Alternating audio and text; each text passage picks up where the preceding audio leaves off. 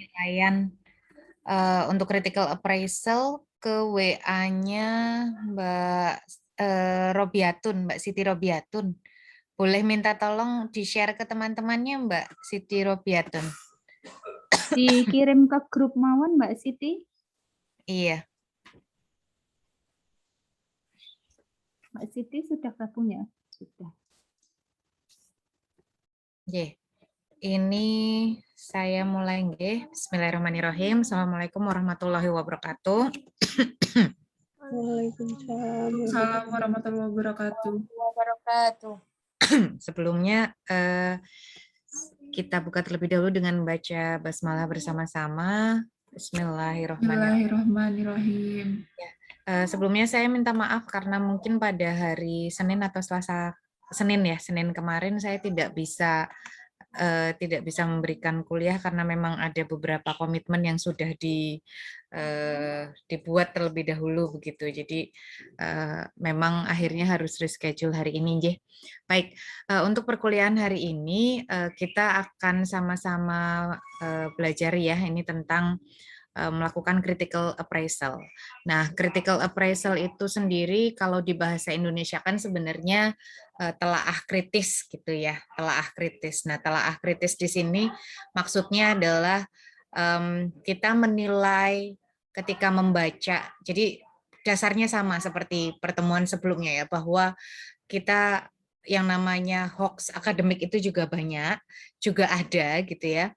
Dan penelitian-penelitian yang ada yang akhirnya sudah dipublikasi di beberapa jurnal itu ada yang berkualitas, ada yang kualitasnya sangat bagus, ada yang kualitasnya oke lah gitu ya, ya lumayan gitu. Ada yang kualitasnya mungkin sebaiknya tidak Anda gunakan gitu paper tersebut. Nah, sehingga memang ini adalah satu skill yang wajib dikuasai kalau kita nantinya mau menerapkan praktik kebidanan yang berbasis bukti. Karena tadi buktinya ini, jadi skill ini nih untuk menilai. Bukti yang ada yaitu bukti berupa artikel yang sudah dipublikasi berdasarkan penelitian-penelitian kebidanan yang ada sebelumnya. Ini apakah cukup kuat? Gitu ya. Jadi jangan sampai Anda misalnya katakanlah memilih untuk melakukan burn umbilical cord ya, membakar tali pusat gitu ya, cara treatmentnya. Tetapi Anda sendiri nggak yakin gitu, itu cuma karena tren aja gitu. Anda nggak baca langsung papernya gitu terkait dengan manfaat dari burning umbilical cord tersebut gitu. Nah, sehingga memang ini adalah satu keterampilan yang harus diasah terus-menerus, dilatih terus-menerus, dan jangan khawatir karena memang keterampilan critical appraisal ini juga nantinya akan berkembang seiring dengan berjalannya waktu, nggih, gitu. Jadi yang terpenting ketika nanti kita baca paper, tidak serta-merta tadi, pokoknya kemarin prinsipnya ya, oh paper ini sesuai dengan temuanku, gitu ya, sesuai dengan apa yang kita harapkan untuk menjawab penelitian kita, itu nggak bisa. Jadi ingat cherry picking ya, kemarin contohnya yang saya sampaikan. Nah, jadi pada kesempatan kali ini nanti kita akan diskusi bersama-sama tentang apa sih critical appraisal itu, kemudian prinsip-prinsipnya apa saja, dan ada sumber-sumber yang tersedia untuk membantu kita dalam melakukan proses critical appraisal atau telaah kritis tersebut gitu. Nah, mungkin ini sekilas aja ya, ini juga saya yakin sebelumnya sudah pernah diberikan apa itu praktik kebidanan berbasis bukti atau KBB ya. Ingat KBB ini integrasi antara kemampuan klinik individu ya seorang bidan dalam memberikan layanan kebidanan, dalam memberikan asuhan kebidanan ya berdasarkan bukti-bukti yang tersedia, yaitu berdasarkan hasil-hasil penelitian yang sudah dipublikasikan, dan yang kita lakukan, asuhan yang diberikan oleh bidan kepada klien, kepada perempuan itu sesuai dengan nilai dan ekspektasinya si pasien. Itu sesuai dengan nilai dan ekspektasinya klien. Jadi 3 komponen ini ya, integrasi antara kemampuan klinis seorang bidan, yang kedua adalah bukti klinis yang terbaik yang tersedia ya.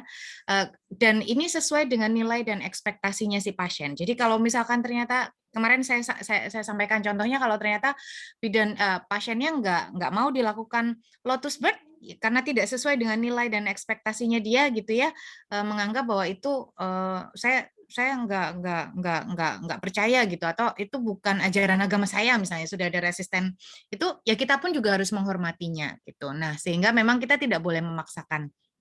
Nah, dalam proses KBB ataupun praktik kebidanan berbasis bukti ini ya, yang harus dilakukan oleh seorang bidan adalah tadi yang harus dirumuskan pertama adalah adanya pertanyaan yang berasal dari pelayanan terhadap pasien atau pertanyaan klinis ya, yang disusun berdasarkan PICO. Kemarin sudah dipelajari ya, berdasarkan PICO, PICOS, PEOS, SPIDER, PEOT gitu ya, banyak ya, ini cukup banyak, PICOT ya.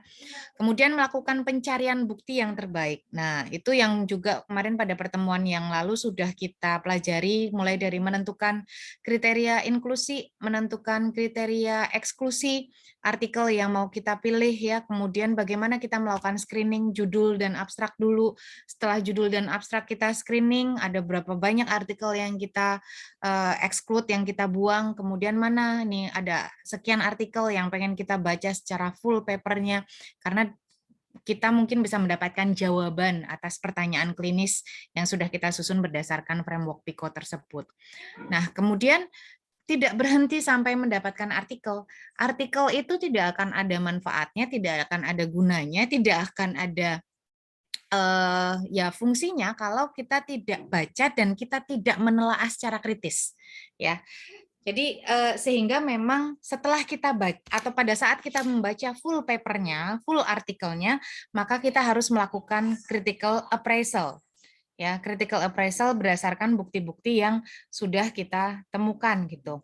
Ya, baru nantinya dari critical appraisal itu hasilnya akan kita terapkan gitu ya. Meskipun memang pada prosesnya untuk menerapkan critical appraisal ini, untuk menerapkan artikel yang sudah kita appraise, untuk menerapkan satu praktik ataupun SOP ataupun tindakan yang mau kita pilih gitu ya untuk dilakukan ini pun juga sebenarnya ada proses yang cukup panjang juga gitu ya.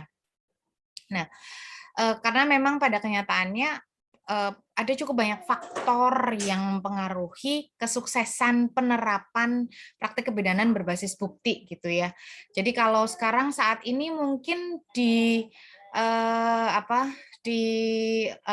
asuhan kebidanan, asuhan APN ya, masih tertulis posisi litotomi gitu ya, meskipun juga ada penjelasan posisi senyamannya ibu gitu ya, tetapi pada kenyataannya infrastruktur yang ada di lapangan belum terlalu mendukung begitu, karena memang untuk penerapannya ini ada banyak sekali faktor-faktor yang sangat berpengaruh gitu ya. Ini mulai dari library resources and clinical librarians, ini ya sumber-sumber perpustakaan, sumber pustaka yang kita miliki, ya multidisciplinary working, bahkan kalau bisa ya kita terlibat juga dengan orang keuangan misalnya, supaya bisa dilihat bagaimana efektivitasnya, efisiensinya dalam hal keuangan bagaimana.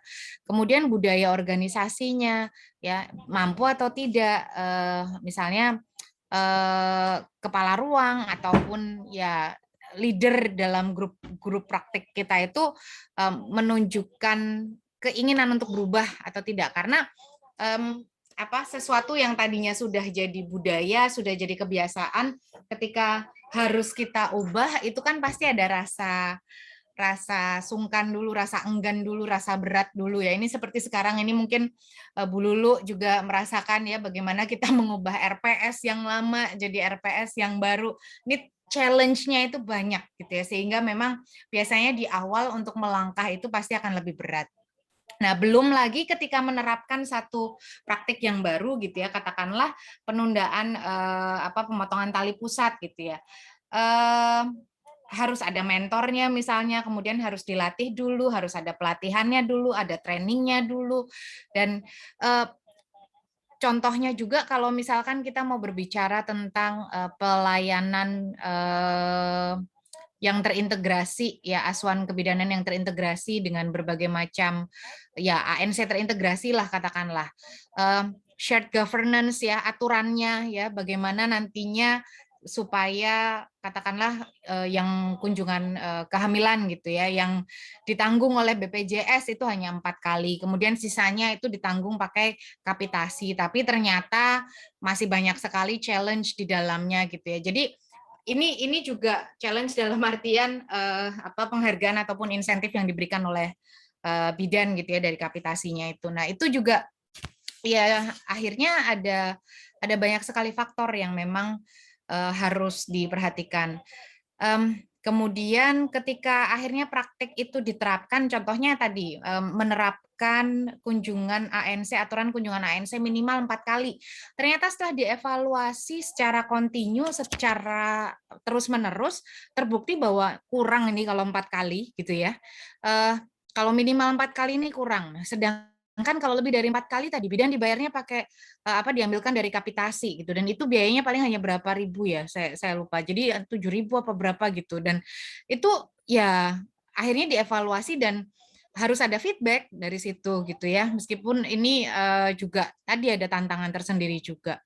Nah, ketika program itu sudah diterapkan, ada educational program supaya bisa terus-menerus, bisa sustain, bisa bertahan ya programnya, dan harus didiseminasikan gitu, bahwa oh seharusnya idealnya misalnya pelayanan ANC itu di masa pandemi, kalau memang aturannya yang terbaru itu adalah 4 kali ya, yang sebelumnya itu 6 kali gitu ya minimalnya. Nah ini itu harus didiseminasikan. Jadi pertemuan pertama, ANC pertama, kunjungan pertama itu untuk apa, dan seterusnya.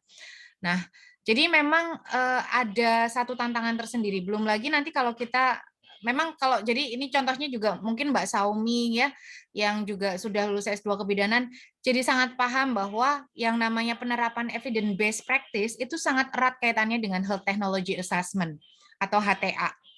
Ya, nah health technology assessment ini bukan hanya sekedar menilai ini ya, menilai visibilitas, tapi juga tadi masalah pembiayaan dan sebagainya. Jadi memang sangat saling terkait gitu.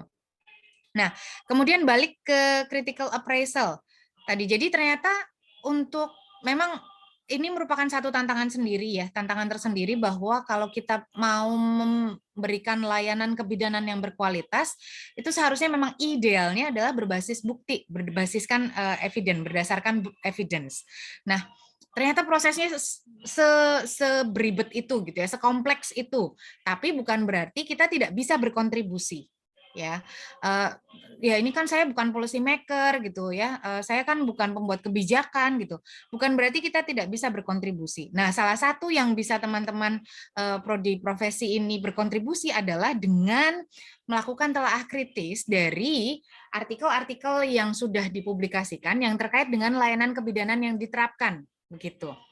Jadi kenapa sih critical appraisal itu perlu dilakukan? Nah, karena memang bisa jadi dari rutinitas, dari satu praktek yang mungkin selama ini, satu asuhan yang mungkin selama ini sudah kita anggap sebagai ya satu hal yang sangat biasa dilakukan gitu ya, ternyata bisa jadi tidak diketahui efektivitasnya.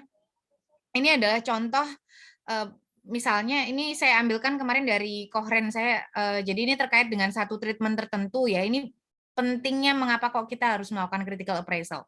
Bisa jadi dari satu treatment yang dilakukan, ini ternyata 50% studi yang dipublish terkait dengan treatment tersebut itu tidak bisa mengevaluasi efektivitas dari treatment tersebut.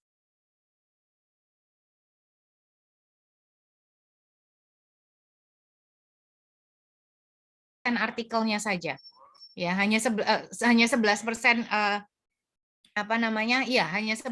artikel.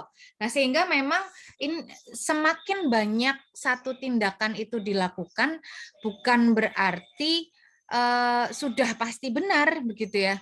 Jadi justru inilah yang harus ditekankan, bahwa jangan-jangan apa yang sudah kita lakukan, yang jadi rutinitas, yang jadi SOP, itu sebenarnya nggak beneficial, tidak menguntungkan. Itu jangan-jangan sebenarnya efektivitasnya tidak diketahui begitu. Nah, ini yang harus jadi refleksi kita bersama. Nah, kenapa juga kok kita harus melakukan critical appraisal? Karena ternyata ini juga jadi alasan mengapa bukti dari hasil penelitian tidak bisa diterapkan. Karena selain ya 75% tidak memahami statistik, tidak memahami apa itu p-value, tidak memahami apa itu odds ratio, tidak memahami apa itu risk ratio, 70%-nya itu tidak mampu melakukan penilaian terhadap kualitas artikel. Gitu. Ya, ini sebagai contoh nopo dari yang dilakukan oleh NICE. NICE itu kayak lembaga ataupun dinas kesehatan, tetapi lebih ke mereka yang menerbitkan SOP begitu, guideline kalau di Inggris gitu. Jadi semua SOP, semua guideline itu yang menerbitkan NICE, si NICE ini. Nah, ternyata memang ditemukan kalau di tenaga kesehatan, ya inilah kendalanya, 70% itu tidak mampu melakukan penilaian terhadap kualitas artikel yang dibaca. Nah, sehingga memang ini juga jadi PR kita semua. Ya. Nah, ini adalah definisi dari critical appraisal itu merupakan satu proses dan satu keterampilan ya, satu skill di mana kita memang harus bisa menilai keterpercayaan, relevansi, signifikansi dari temuan yang ada pada satu penelitian yang dipublikasikan, sehingga kita bisa memutuskan kira-kira hasil tersebut dapat dipercaya atau tidak, bermanfaat atau tidak, atau jangan-jangan malah banyak mudorotnya gitu.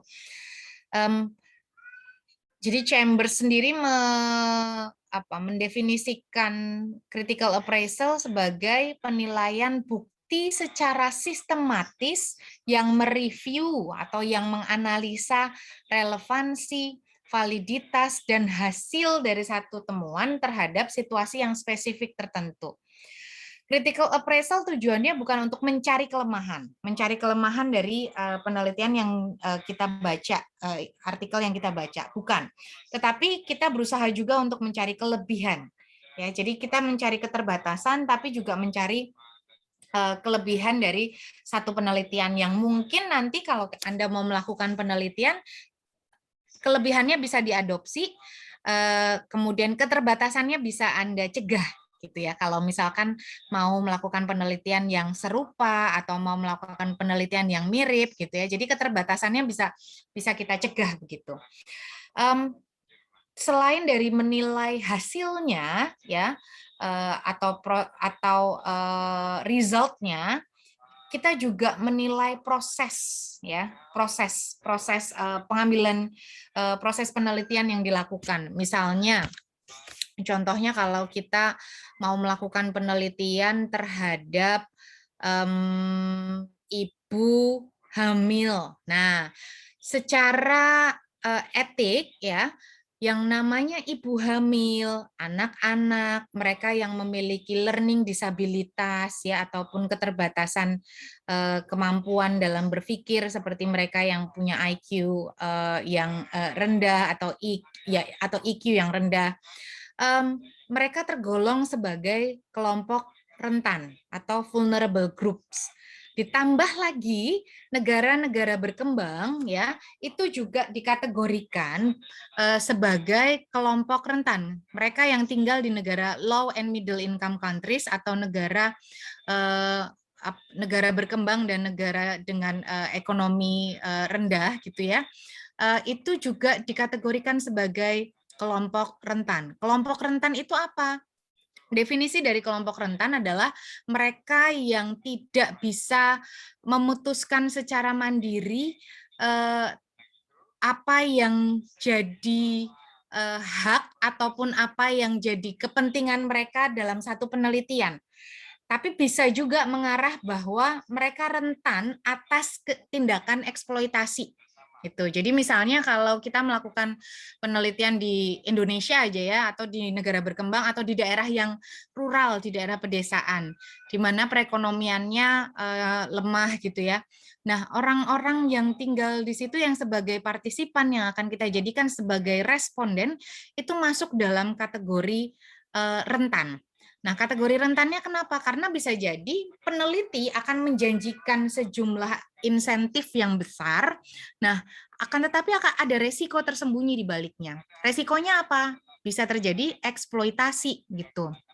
Nah, sehingga memang pada saat kita membaca satu penelitian, kita sudah harus berpikir ini yang jadi subjek penelitian, apakah dia masuk dalam kategori rentan, kategori vulnerable atau tidak, gitu ya. Kalau iya, adakah ya upaya-upaya ekstra yang dilakukan oleh peneliti atau autor ya berarti ya kalau yang sudah dipublish ya untuk meminimalisir risiko-risiko yang mungkin terjadi. Jadi ingat, bukan berarti kalau ternyata responden kita ini adalah kelompok rentan, contohnya anak-anak deh gitu ya. Contohnya anak-anak usia remaja, mereka ini kan dianggap rentan karena mereka tidak bisa mengambil keputusan secara mandiri, tidak bisa menimbang baik, dianggap tidak bisa menimbang baik dan buruk secara independen. Sehingga idealnya kalau kita melakukan penelitian kepada anak-anak dan remaja, itu kita harusnya meminta izin pada walinya. Ayo, ini kemarin yang skripsi atau yang sudah S2 yang tesisnya melibatkan anak remaja gitu ya. Ini udah belum seperti itu gitu ya. Jadi ini langsung refleksi juga. Jadi jangan-jangan Anda tidak memenuhi kaidah prinsip etik itu gitu. Nah, kemudian kalau misalkan ternyata padahal penelitian itu penting gitu ya untuk meneliti tentang kejadian anemia pada remaja dan nantinya bisa memprediksi apakah si anak remaja ini nantinya yang perempuan akan tumbuh jadi wanita yang anemik gitu ya, sehingga misalnya Anda mau melakukan studi kohort, long kohort gitu ya, longitudinal. Itu kan penting sekali untuk data gitu ya. Aduh ini karena rentan, ya udahlah nggak jadi deh penelitiannya, nggak bisa seperti itu. Bukan berarti demikian, bukan berarti mereka tidak bisa jadi responden ataupun subjek penelitian, tapi harus ada ekstra step ekstra, langkah ekstra yang dilakukan untuk meminimalisir terjadinya bias ini tadi, gitu ya. Nah, jadi misalnya ya salah satunya dengan meminta izin orang tuanya, si walinya ya bahwa mereka akan dilakukan menjadi subjek penelitian kita dan sebagainya. Jadi yang dinilai itu adalah proses ya, tapi juga hasil. Jadi proses pengambilan datanya ya, kira-kira instrumennya ini sudah diuji validitas atau belum? Instrumennya apakah sudah ada yang mereview atau belum? Bagaimana validitas selain reliabilitas kalau pada penelitian kualitatif itu sebutannya rigor atau trustworthiness-nya bagaimana gitu ya. Nah, itu. Jadi memang harus ada beberapa aspek yang dipertimbangkan, aspek kualitatif dan aspek kuantitatif penelitian. Begitu. Nah, yang bagaimana cara kita melakukan critical appraisal, ini Mbak Siti Rubiatun sudah nge-share artikel dan contoh instrumen? Sudah, Bu. Sudah ya. Oke, jadi bagaimana kita melakukan critical appraisal? Yang pertama kita harus mengidentifikasi jenis artikelnya.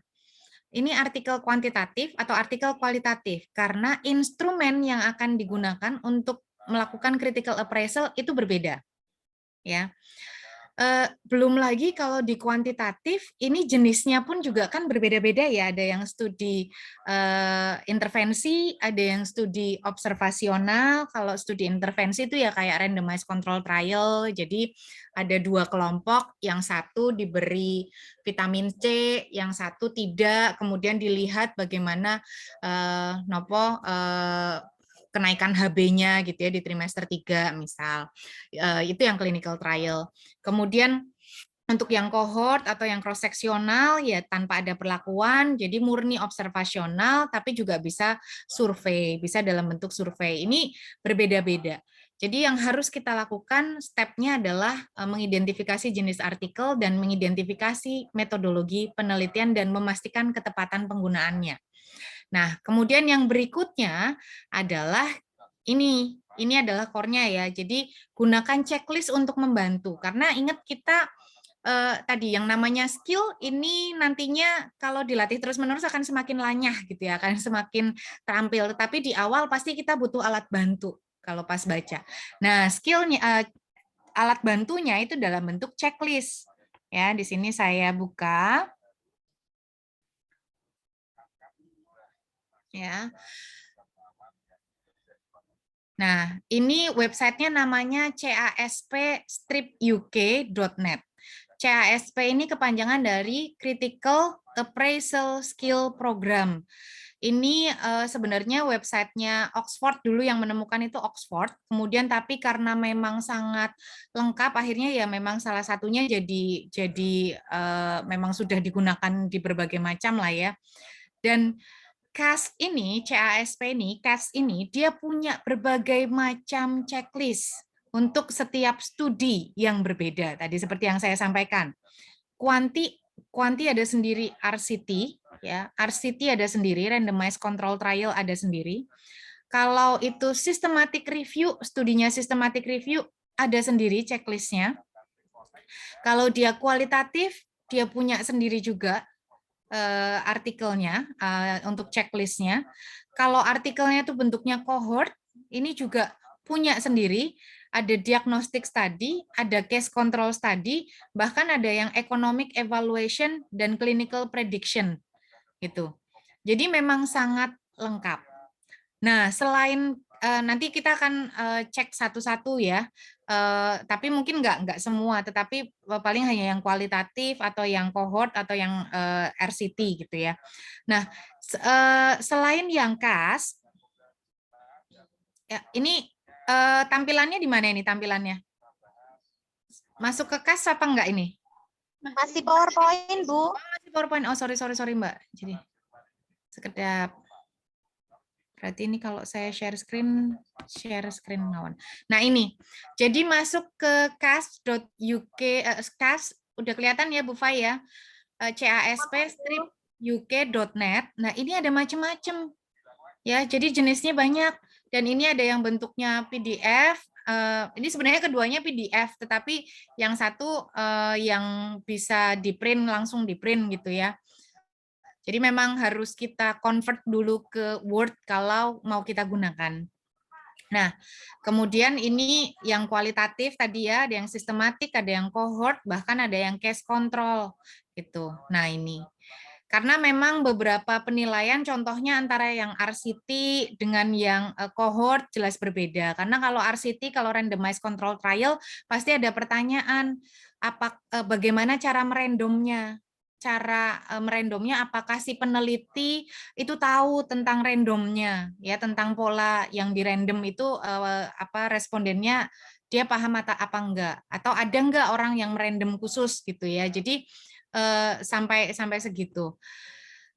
Ini adalah CASP ya, Critical Appraisal Skill Program. Jadi ini free to use, jadi boleh digunakan dan boleh di-download secara bebas. Nah, selain itu, selain CASP, ini ada juga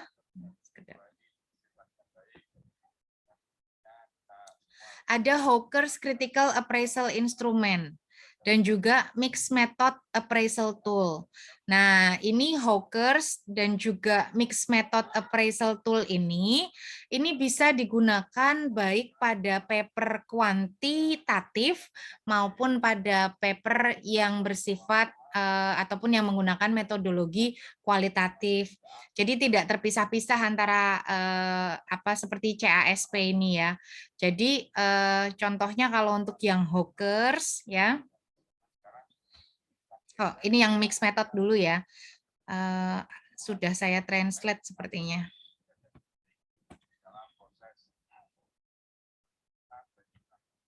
Nah, ini yang mix method. Ya. Yang mix method ini sudah saya translate di sini. Ada beberapa hal yang dinilai memang. Jadi kita menentukan dulu ini jenis penelitiannya apakah dia kualitatif, ataukah kuantitatif RCT, ataukah kuantitatif non RCT. Jadi seperti clinical trial tapi yang non random gitu ya, yang tidak di random, ataukah deskriptif kuantitatif, ataukah dia mixed method. Ya, jadi memang kalau yang pakai MMAT atau mixed method appraisal tools ini lebih simple. Jadi kalau yang CASP atau CASP itu biasanya ada sekitar 9 sampai 10 hal yang dinilai kalau ini hanya 7 saja. Jadi 2 pertanyaan wajib ya untuk screening awal, kemudian pertanyaan berikutnya ada 5. Ya, jadi apakah pertanyaan penelitiannya jelas? Apakah data yang dikumpulkan mampu menjawab penelitian? Ya, dan ini biasanya datanya ada di abstrak. Informasi seperti ini bisa kita dapatkan di judul dan di abstrak. Nah, kalau misalkan ternyata salah satu jawabannya adalah tidak atau tidak terjawab, maka nggak worth it untuk Anda lanjutkan. Daripada buang-buang waktu baca paper yang katakanlah tidak memenuhi kaidah penulisan ilmiah, ya lebih baik Anda luangkan waktu untuk mencari paper yang lain dan baca lagi judul dan abstrak yang kira-kira cari untuk yang lebih berkualitas begitu ya. Nah, sehingga di sini memang poinnya apakah pendekatan kualitatif sesuai untuk menjawab pertanyaan penelitian, apakah metode pengumpulan data kualitatif cukup untuk menjawab pertanyaan penelitian, apakah hasilnya berasal dari data yang ditemukan, apakah interpretasi merupakan membuktikan kebenaran data yang dimiliki, dan apakah ada koherensi antara sumber data, pengumpulan data, analisa, dan interpretasi. Jangan khawatir, nanti kita akan praktekkan dengan membaca artikel yang sudah saya share, J. Nah, jadi selain MMAT ada juga Hawkers. Hawkers ini nanti juga akan kita praktekkan, ini boleh ya. Jadi Hawkers ini dia malah justru ada scoringnya. Jadi ada scoringnya antara 0, 1, 2, dan 3 dengan total skornya itu adalah 30 gitu. Jadi ada 10 komponen yang ditanyakan ya. Jadi ada 10 komponen yang ditanyakan dan berbeda-beda.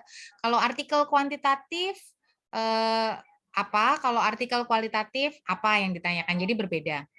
Nanti saya tunjukkan juga.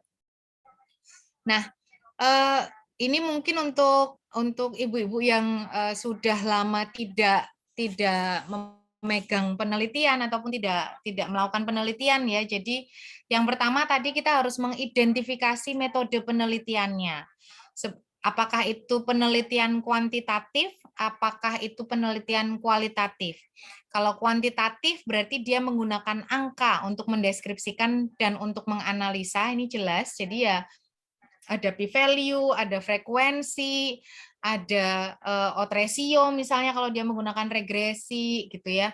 Sedangkan kalau kualitatif pure murni menggunakan kata-kata untuk mendeskripsikan dan menganalisa. Jadi nanti jatuhnya jadi temuannya tema dalam bentuk tema-tema, ada subtema di dalamnya gitu ya. Kemudian penelitian kuantitatif biasanya sangat berguna untuk menemukan jawaban yang tepat atas pertanyaan yang ditetapkan.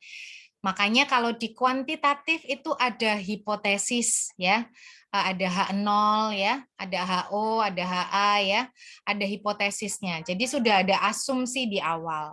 Ya, sedangkan kalau penelitian kualitatif ini untuk menemukan detail ya, secara mendetail. Makanya biasanya kalau penelitian kualitatif itu hasilnya lebih tebal untuk baik untuk artikel maupun untuk laporannya biasanya lebih tebal karena dia menemukan informasi yang detail mengenai perilaku ataupun persepsinya individu akan sesuatu gitu ya. Misalnya pengalaman ibu hamil dengan yang pernah mengalami ataupun terinfeksi COVID-19 gitu ya. Nah itu jadi detail, nggak mungkin digambarkan dalam angka gitu. Tidak mungkin pengalamannya baik, cukup, kurang tidak ya. Tetapi pengalaman kalau berbicara tentang pengalaman ya berarti dia mendetail bagaimana dia mengalami gejalanya di awal, bagaimana dia tahu kok akhirnya dia positif ya, positif COVID, bagaimana akhirnya dia mendapatkan layanan ya. Jadi sampai seperti itu. Jadi mendetail kalau kualitatif. Nah, sedangkan kalau kuantitatif karena memang dia menggunakan hitungan statistik sehingga memang kita bisa anggap ini objektif ya. Nah, sedangkan kalau kualitatif, nah ini kualitatif nih yang memang masih cukup banyak perdebatan. Jadi perdebatan di sini sebenarnya sudah nggak harusnya sih sudah tidak ada lagi ya karena sudah cukup banyak hal yang bisa dilakukan untuk meningkatkan kualitas penelitian kualitatif gitu. Karena memang ada yang menganggap bahwa yang namanya kualitatif itu kan subjektif banget gitu ya, tergantung dari si peneliti itu sendiri dalam mengambil simpulan akhirnya. Nah, tapi kalau ternyata pada proses penelitiannya ada kontribusinya koautor ataupun penulis kedua, ya berarti mungkin subjektivitas itu juga bisa sedikit ditekan begitu. Nah, kemudian yang kuantitatif juga ini adalah pola pikirnya deduktif dari khusus ke umum. Jadi bisa digeneralisir ya. Makanya biasanya pertanyaannya kalau pada penelitian kuantitatif, apakah hasilnya bisa digeneralisir untuk populasi yang lain? Nah, sedangkan kalau penelitian kualitatif itu konsepnya umum dulu, baru khusus. Jadi pola pikirnya induktif. Contohnya umum ya, misalnya kalau kita berbicara tentang stigma pada mereka yang mengalami masalah kesehatan mental gitu ya, ada yang dipasung, kemudian ada yang anggota keluarganya dijauhi.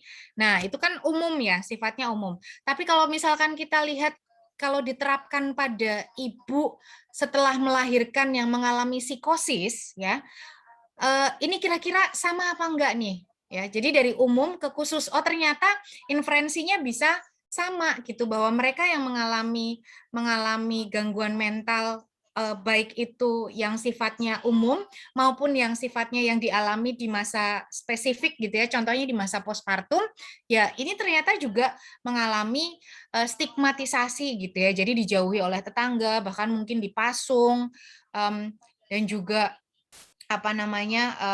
ya dapat stigma-stigma yang lain, pelabelan-pelabelan negatif yang lain. Nah, itu adalah pola pikir dari kualitatif gitu.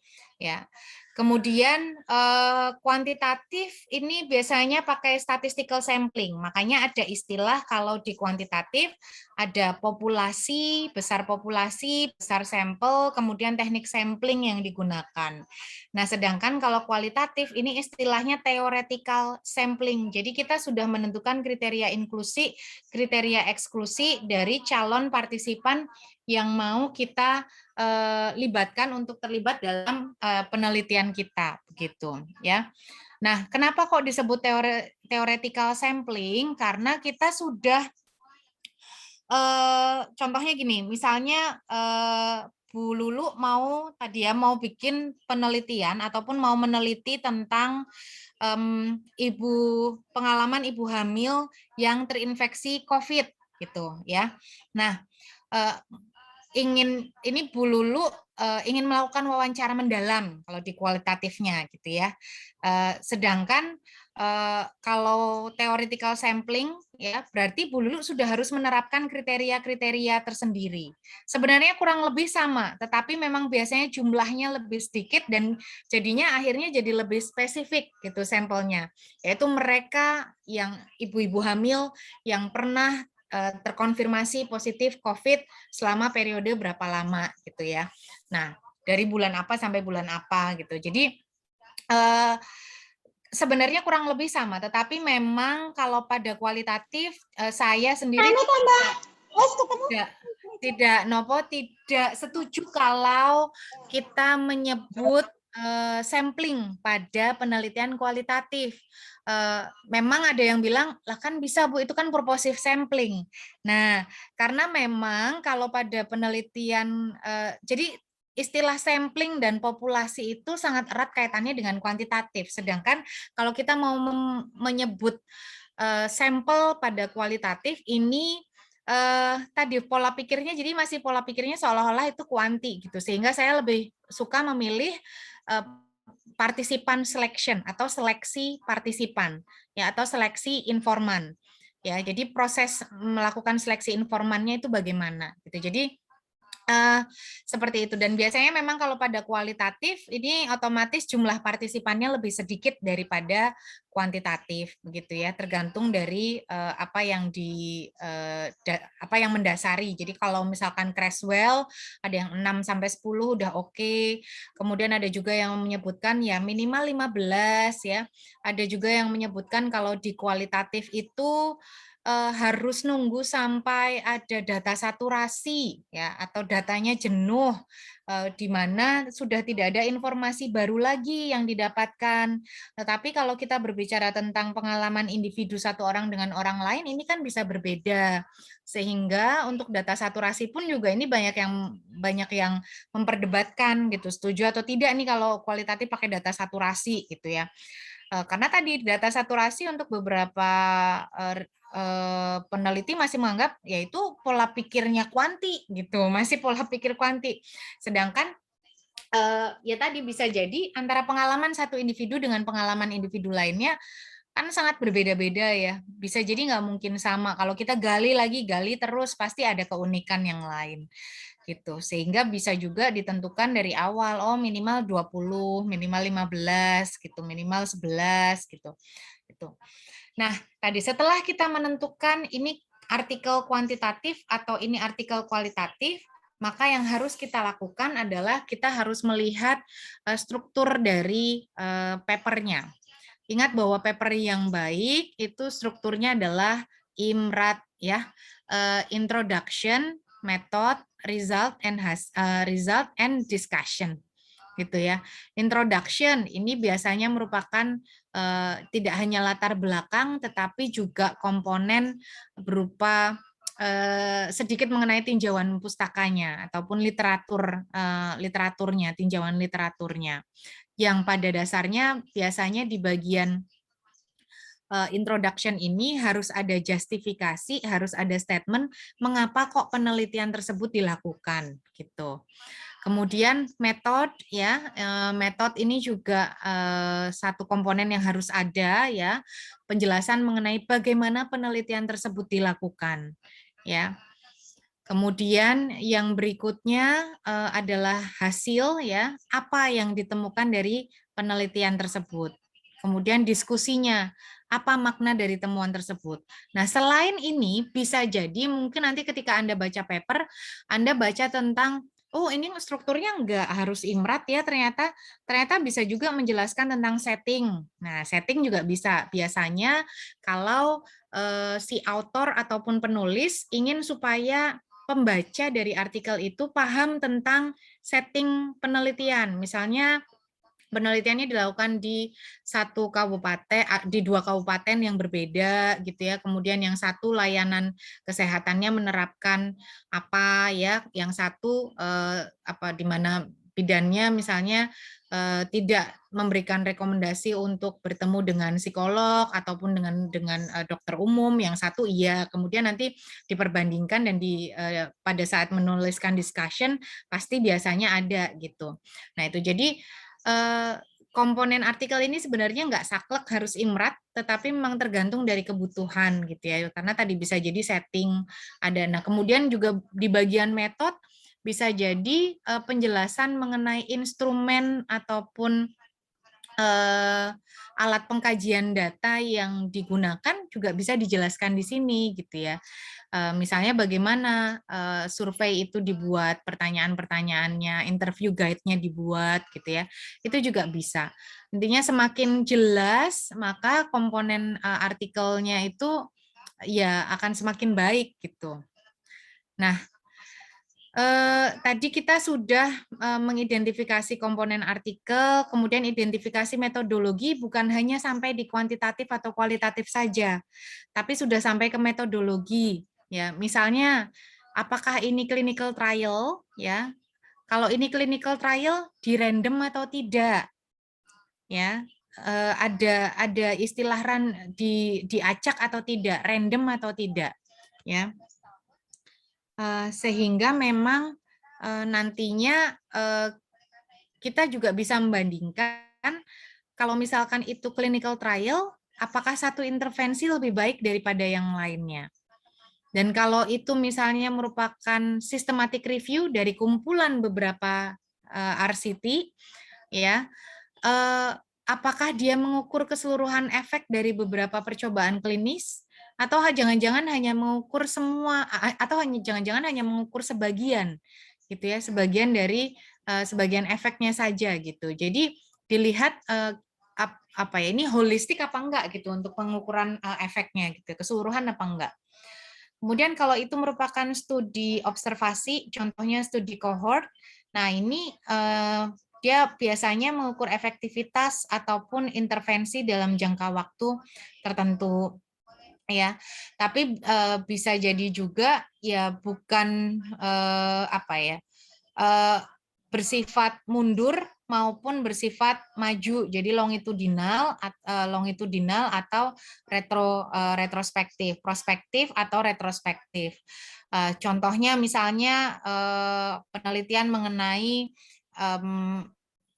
dalam jangka waktu selama masa pandemi dari bulan Maret 2020 sampai dengan sekarang ya, misalnya Oktober 2021, bagaimana peningkatan pasien ataupun orang yang mengalami keluhan low back pain ya, sakit pinggang gitu, karena mungkin orang-orang banyak duduk di depan komputer gitu ya. Nah, ini juga bisa dilihat gitu, studi kohortnya juga bisa dilihat. Termasuk juga misalnya angka kunjungan ke dokter mata ataupun ke optik gitu ya. Nah, itu juga bisa dilihat selama masa pandemi. Apakah ada tren kenaikan misalnya ya, itu juga bisa. Nah, ini bisa menggunakan cohort.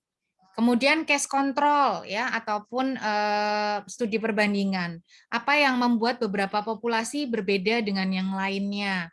Misalnya dalam hal kejadian stunting gitu ya. Mau dibedakan antara mereka yang pemberian ASI-nya ASI eksklusif, kemudian dibedakan penghasilan orang tuanya, dibedakan frekuensi pemberian MPASI, mau dibedakan frekuensi pemberian misalnya katakanlah susu formula, mau dibedakan dengan riwayat berat bayi lahirnya gitu ya. Nah, kemudian sudah sampai tahap, bukan hanya sampai tahap bivariat, misalnya kalau case control study, tapi mungkin sudah sampai ke tahap dilakukan uji multivariat, di mana nanti bisa terdeteksi ataupun terlihat mana ini faktor yang paling signifikan gitu ya untuk menyebabkan kejadian stunting gitu ya. Jadi dilihat ke belakang pun juga bisa gitu. Nah, ini juga merupakan identifikasi metodologi, sehingga nanti kalau Anda mau pakai yang CASP atau CASP jelas mau pakai yang mana, tidak bingung lagi ya, atau mau survei atau case study tentang bagaimana keadaan saat ini pun juga bisa begitu. Nah ya, ini kemarin juga sudah saya sampaikan, ini adalah tahapan-tahapan kuantitatif study. Jangan lupa ya, ini karena memang dia level of evidence ya, tingkatan bukti ya dari satu penelitian ya, ini juga harus kita perhatikan. Nah, ini adalah CAS atau CASP tadi ya, kemudian ini yang MMAT. Nah, kemudian kita akan langsung melakukan praktek ya. Masing-masing sudah punya paper yang saya share ke Mbak Rubiatun ya. Di sini, sebentar, papernya itu punyanya Rolands ya.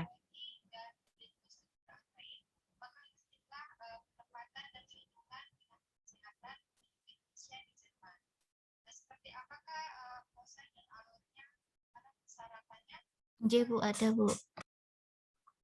Oke, ini saya sambil buka.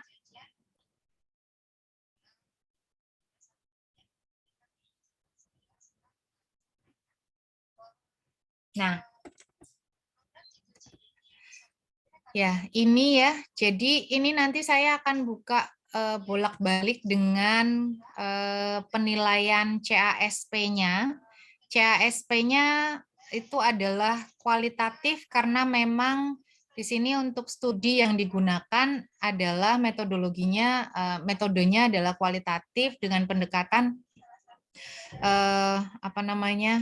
etno-nopong ya kalau nggak salah gitu. Nah, judulnya ya, dari judul kita lihat Digging Over That Old Ground, an Australian Perspective of Women's Experience of Psychosocial Assessment and Depression Screening in Pregnancy and Following Birth. Jadi perspektifnya perempuan Australia mengenai pengalaman mereka saat dilakukan penilaian psikososial dan juga screening depresi saat hamil dan setelah melahirkan. Untuk screening psikososialnya ada instrumen yang digunakan, sedangkan untuk screening depresinya ini mereka memang pakai EPDS ya, atau Edinburgh Postnatal Depression Scale. Nah, kemudian kita lihat mengenai CASP-nya ya, kita pakai yang CASP dulu, karena meskipun CASP ini cukup panjang, tetapi enaknya menggunakan CASP itu adalah ada hints-nya, ada tips-nya, gitu ya. Tips di sini ya, di sini misalnya tipsnya, contohnya ya, di sini berarti tinggal kita lengkapi aja paper for appraisal and reference. Katakanlah ini paper Roland gitu ya. Kasih judulnya, jangan lupa kalau nanti Anda melakukan critical appraisal. Nah, section, ada beberapa section, ada 3 section biasanya. Are the result valid? Apakah hasilnya valid ya? Maka di sini pertanyaannya, apakah ada statement yang jelas mengenai tujuan dari studinya? Nah, pertimbangkan apa sih goal atau tujuan dari studi ya? Kenapa sih kok menurut kita itu, ataupun menurut autor ya, di sini menurut autornya itu penting dan juga relevan atau tidak nih untuk dijawab gitu, karena bisa jadi dipublikasi tetapi sebenarnya mungkin nggak penting-penting banget gitu isunya. Nah, sekarang kita akan cek di papernya ya. Di sini kita mau lihat aims-nya. Aims-nya itu bukan hanya di background ya. Background-nya berarti ada di sini, di background di abstrak. Jadi tujuan dari papernya adalah untuk mendeskripsikan pengalaman perempuan atau pengalaman ibu pada saat dilakukan penilaian psikososial dan screening depresi. Dan ini mau melihat ke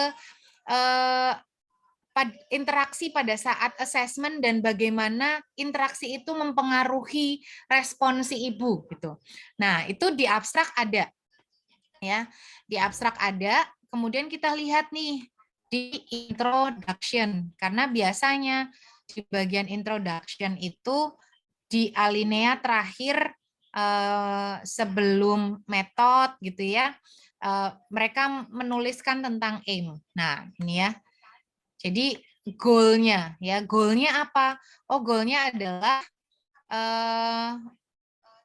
ini ya, mengetahui pendekatannya bidan. The main focus of the study was ya, the approach midwives and nurses take, pendekatan yang dilakukan oleh bidan dan perawat pada saat melakukan proses penilaian dan melaporkan bagaimana bidan, pengalamannya bidan, perawat, dan pengalaman si ibu sendiri. Ya, ini. Jadi ini sayangnya memang papernya terbagi jadi 2 ini, jadi makanya kita sebut salami slicing ya. Ini di sini adalah papernya yang membahas mengenai pengalamannya si ibu. Di sini tertulis the experiences of midwives and nurses have been reported separately. Jadi dilaporkan secara terpisah gitu hasil penelitian ini. Nah, kemudian berarti kita udah tahu bahwa oke, studinya ini masih kelihatan ya, ini bolak-balik antara cast dan papernya ya. Nah, apakah ada clear statement of the aims? Maka kita akan jawab yes ya. Kita yes. Nah. Oh.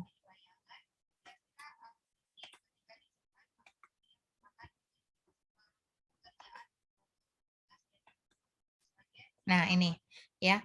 Yes, kita boleh menambahkan komentar karena nanti pada saat kita melakukan data ekstraksi, mungkin komentarnya juga berasal dari apa yang sudah kita tuliskan di sini gitu ya. Nanti karena setelah ini kan di pertemuan berikutnya ada data ekstraksi ya. Nah, ini komentarnya apa? Bahwa nggak apa-apa, tujuan dari studi ini adalah untuk menginvestigasi pengalaman ibu, pengalaman ibu khususnya, pengalaman ibu saat dilakukan penilaian psikososial dan screening depresi, gitu ya. Kemudian boleh kalau misalkan, aduh ini ternyata merupakan bagian dari satu riset tersendiri gitu ya. Nah ini boleh kita tuliskan perspektif mengenai tenaga kesehatan, ya. Jadi perspektifnya perawat dan bidan, dilaporkan pada paper lain gitu ya. Nah, itu. Kemudian yang berikutnya, nah kira-kira nih ya, apakah metodologi kualitatif itu tepat untuk menjawab pertanyaan itu? Ada enggak? Jadi kita akhirnya juga harus bertanya, apakah ada metodologi alternatif yang bisa digunakan untuk menjawab tujuan dari studi tadi? Kira-kira ada atau enggak metodologi alternatifnya?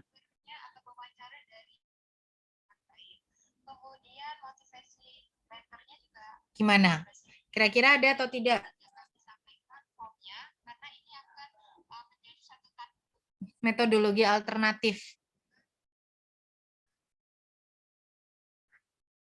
Halo? Iya Bu, halo Bu. Ya. Kira-kira ada atau tidak metodologi lain? Apakah bisa dijawab dengan menggunakan kuanti kalau tujuan pertanyaannya ataupun tujuan dari studi ini adalah menginvestigasi bla bla bla? Bisa atau tidak dijawab dengan kuantitatif?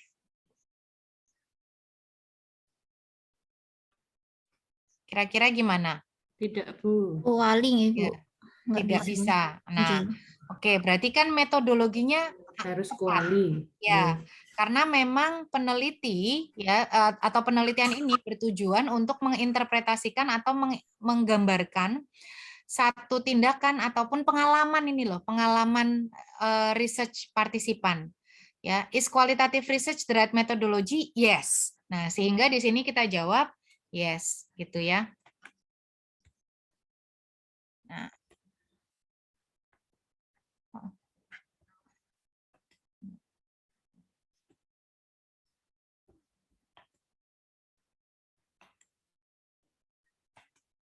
Nah, ini boleh ditambahkan ya no comment bolehlah gitu, no comment karena memang kualitatif sudah sangat tepat gitu ya.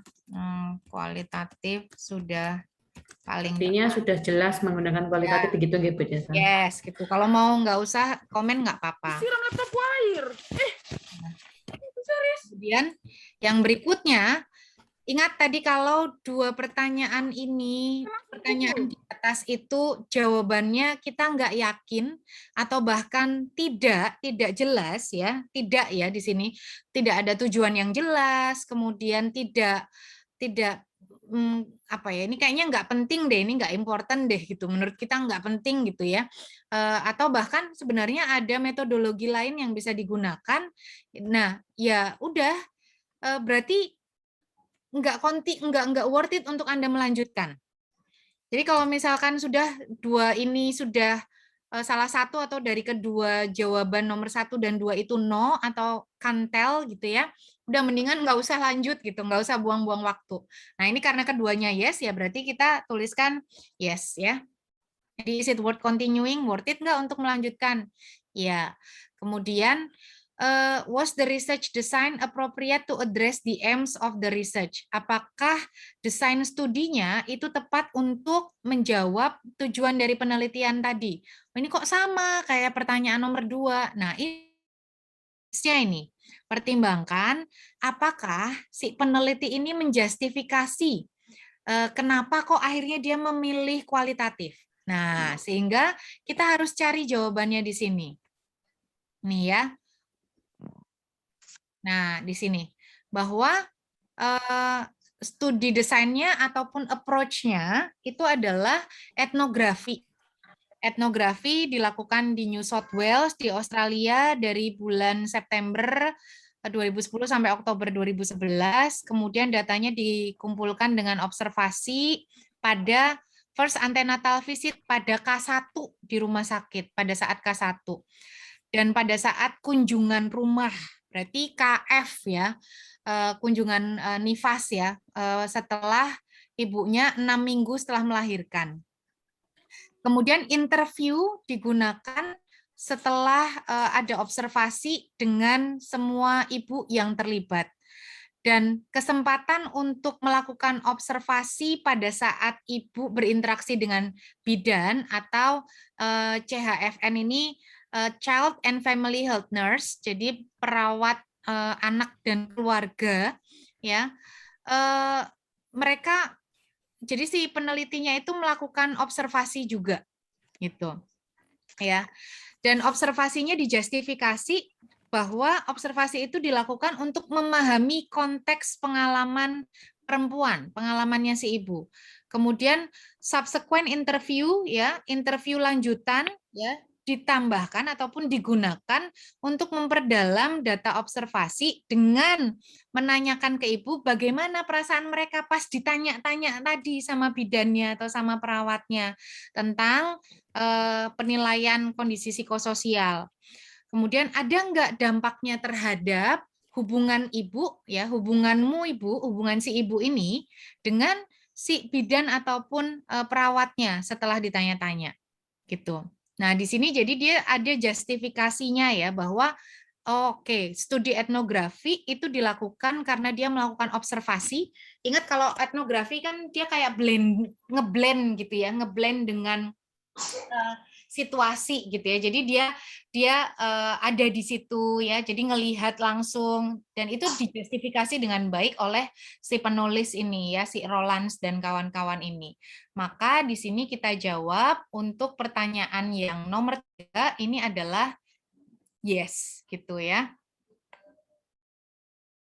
Nah,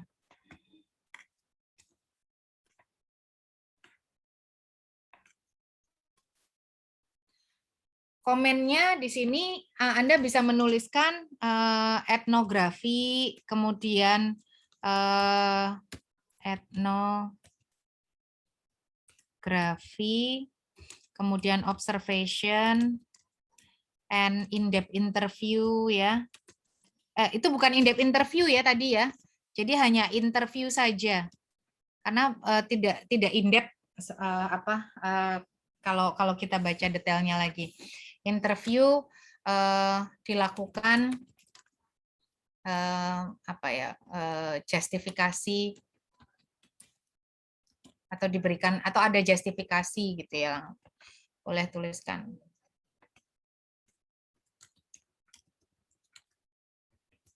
Mengapa melakukan studi etnografi dengan menggunakan pendekatan observasi dan interview gitu. Nah, kemudian yang keempat, nah kita lihat ini rekrutmen strategi, apakah tepat untuk menjawab pertanyaan. Nah, kalau kita berbicara tentang rekrutmen, ini juga kita harus paham mengenai etik dalam satu penelitian ya. Nah, di sini kita lihat rekrutmennya yang dilakukan adalah direkrut nih ya, ibu ataupun partisipannya si perempuan ini direkrut dari 2 maternity unit, dari 2 klinik kebidanan di 2 tempat ya yang menyediakan layanan kesehatan maternitas ya ataupun layanan kebidanan terhadap lebih dari 3.000 kelahiran setiap tahun. Dan mereka dilakukan berlokasi di area yang multikultural lah populasinya gitu. Jadi nggak hanya orang kulit putih aja, tapi juga ada yang dari imigran begitu. Kemudian di kedua tempat ini assessment dan screening proses sudah terapkan, jadi tadi menggunakan EPDS, kemudian ada screening, ada assessment psikososial itu sudah lebih dari 5 tahun. Dan sudah ada pathway of care-nya. Jadi kalau misalkan ternyata di screening jawabannya kok si ibu ini beresiko gitu ya, maka sudah ada pathway of care-nya. Kemudian tapi meskipun proses assessment-nya berbeda sedikit di setiap site, di setiap tempat. Lama untuk melakukan visitnya di site A gitu ya, itu sekitar 1 jam, dan di site B itu sekitar setengah jam. Jadi waktunya lebih komprehensif, dilakukan lebih lama itu di site A. Kemudian di site B, partner ataupun pasangan, ya pasangan atau suaminya si ibu, itu boleh hadir pada saat visit. Nah, ini ya, boleh hadir pada saat visit, sedangkan di site A, di tempat A, ya di klinik A, itu partnernya nggak boleh. Nah, ini menurut saya lebih bagus yang A ya, otomatis ya, karena kan bisa jadi pada saat dilakukan penilaian psikososial dan ada pertanyaan terkait dengan kekerasan dalam rumah tangga, domestic violence ya, yang di klinik B ini, ya si ibunya jadi tidak bisa leluasa gitu. Leluasa untuk menjawab. Nah, kemudian di klinik A, perawatnya itu melakukan assessment pada saat kunjungan pertama, kunjungan rumah pertama.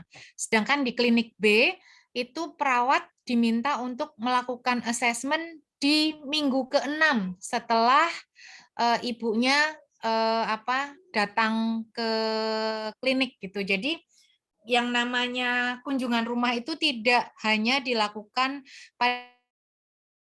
tetapi pada saat hamil pun juga dilakukan. Nah, ini kalau di negara maju memang demikian ya, karena untuk melihat kalau misalkan anaknya, contohnya ya, kalau misalnya kalau misalnya ternyata G2, anak pertama perempuan usianya sudah sekitar 3 atau 4 tahun, tetapi tinggal di rumah dengan 1 kamar. Nah, ini nantinya pada saat tenaga kesehatan melakukan kunjungan rumah, biasanya dia akan mengakses juga ini. Oh, kalau seperti ini Anda butuh rumah dengan kamar lebih begitu ya, dengan nggak boleh kalau cuma 1 kamar begitu. Jadi kamu harus direkomendasikan untuk pindah ataupun cari rumah. Jadi sampai seperti itu kalau di negara maju, ya. Nah, jadi ini ada perbedaan. Kalau di klinik A, jadi pada saat kunjungan rumah udah langsung ditanya-tanya. Kalau di klinik B, ini nanti 6 minggu setelah ibunya datang ke klinik. Nah, ini rekrutmennya. Rekrutmennya ini sangat menarik, ini karena sangat berbeda dengan apa yang biasa kita terapkan. Rekrutmennya di sini ya, partisipan yang potensial itu diinformasikan tentang penelitian ini melalui leaflet. Leafletnya itu dikirim melalui pos ya oleh rumah sakit kepada si ibu sebelum K1. Ya, jadi sebelum K1 itu biasanya begitu tahu bahwa si ibu ini hamil kan dia akan telepon gitu. Ini saya udah nggak mens 6 minggu gitu ya. Kayaknya saya harus cek kehamilan bla bla bla. Nanti mereka akan datang di anamnese, kemudian nanti dibuatkan booking appointment yang pemeriksaannya akan keseluruhan begitu. Nah, jadi enggak serta-merta seperti kita yang mana ibunya langsung datang gitu ya. Dan di sini peneliti pertama atau penulis pertama ini bisa datang secara rutin dan menunggu di area tunggu di kliniknya dan mendekati si ibu yang melakukan kunjungan antenatal ya, kunjungan K1 untuk memberikan detail tentang studi dan akhirnya mengundang mereka untuk berpartisipasi. Jadi totalnya ada 60 ibu yang diundang, ya 60 ibu hamil yang diundang, tapi hanya 34 yang setuju untuk dilakukan observasi selama K1 dengan bidan. Dan ini kalau kita lihat berarti di sini juga mereka dari 34 ini setuju kalau berpartisipasi pada interview via telepon atau interview face to face yang dilakukan 2-4 minggu setelah observasi. Nah, ini yang unik ya. Jadi kalau Anda lihat di sini ya, totalnya memang ada 60 ibu yang didekati. Nah, uniknya di mana? Di mana di sini first author itu langsung mendekati si ibu, ya. approach women attending their booking visit to provide details about the study and invite them to participate. Ini sebenarnya kalau misalkan kita bayangkan di konteks di Indonesia mungkin kayak nggak masalah ya. Emang ada yang salah ya Bu ya? Nah, jadi ingat bahwa ibu hamil termasuk juga mereka yang tinggal di negara berkembang itu adalah tadi dinamakan populasi rentan, ya, populasi rentan. Sehingga mereka memiliki resiko untuk mengalami eksploitasi di sini. Jadi bayangkan aja ini sekarang nih ya, kalau Bu Intan misalnya, atau Bu Fayakun, atau Bu Lulu, atau Mbak Saumi lah hamil gitu ya. Kemudian jenengan ke klinik gitu ya, ataupun ke puskesmas ya, lagi nunggu, kemudian tiba-tiba ada yang datang ya, yang nunggu di situ dan penelitinya biasanya kan otomatis kenal dengan bidannya ya, jadi pasti penelitinya ini akan ngobrol gitu ya sama bidannya ya, karena nggak mungkin kalau nggak kenal sama sekali sama bidannya, ataupun sama karyawan yang bekerja di klinik tersebut. Bayangkan kalau Anda lagi nunggu kemudian dideketin sama orang yang mungkin menurut Anda, ini kayaknya karyawan kayaknya ya gitu. Nah, kemudian mendekati kita, nanya, ya, menjelaskan mengenai penelitian bla bla bla, kemudian bahwa mereka diundang untuk terlibat dalam penelitian kita. Nah, kalau ibunya misalnya nih ya, ngapunten kalau misalnya dia berasal dari low sosial ekonomi, status sosial ekonominya dan juga pendidikannya rendah, literasinya juga rendah, pasti terutama orang Jawa, pasti ada rasa sungkan untuk menolak. Nah, ini yang tadi saya sebut bahwa ini akan sangat terkait dengan etik itu. Bahwa sebenarnya unethical ketika peneliti langsung mendekati calon partisipan. Idealnya kita harus menggunakan yang namanya gatekeeper. Ya, entah kita minta tolong bidannya, entah kita minta tolong perawatnya. Ini loh ada penelitian ini, dan nantinya perawatnya menjelaskan jangan khawatir kalau misalkan jenengan nggak bersedia terlibat dalam penelitian ini, nggak akan berpengaruh terhadap layanan kebidanan yang akan jenengan akses, nggak usah khawatir Mbak gitu. Kalau toh mau nolak ya silahkan, tapi bayangkan kalau yang mendekati langsung itu adalah penelitinya. Gitu ya, meskipun mungkin kita sudah menjelaskan panjang kali lebar gitu ya, tapi bisa jadi ada rasa sungkan untuk menolak gitu. Itu. Jadi ini di sini apa ya? Mungkin yang bisa kita soroti terkait dengan rekrutmennya adalah ini. Jadi si autor ataupun peneliti dia mendekati langsung gitu. Was the recruitment strategy appropriate to the aims of the research? Ya, jadi bagaimana dia menjelaskan? Oke, dia sudah menjelaskan bagaimana partisipannya diseleksi. Dia juga sudah menjelaskan bagaimana aksesnya karena tadi kan juga ngirim flyer ya, dikirimkan via pos, tapi dia juga menunggu menunggu di ruang tunggu gitu ya. Nah, why some people di sini ada keterangan if there any discussion around recruitment. Mengapa ada orang yang memutuskan untuk tidak mau terlibat? Nah, itu tidak ada ya tadi penjelasannya. Nah, sehingga di sini boleh Anda tuliskan ini yes ya. Sebenarnya ini yes, semuanya sudah jelas ya. Tetapi boleh Anda tuliskan tadi bahwa peneliti mendekati calon partisipan secara langsung. Kemungkinan bisa terdapat ya isu etik pada saat melakukan rekrutmen. Nah, ini juga boleh karena nantinya kan pada saat Anda menuliskan laporan hasil critical appraisal, ini juga yang akan Anda tuliskan. Nah, kemudian masuk ke langkah kelima. Was the data collected in a way that address the research issue? Di sini lihat tipsnya. Setting dari data collection-nya dijustifikasi atau tidak. Oh iya, tadi bahwa mereka ngambilnya di 2 klinik yang sudah punya pathway of care, sudah menerapkan screening, sudah menerapkan assessment gitu ya, udah 5 tahun. Kemudian bagaimana data collection-nya dilakukan, jelas atau tidak. Nah, coba kita cek kembali ya data collection-nya. Ya.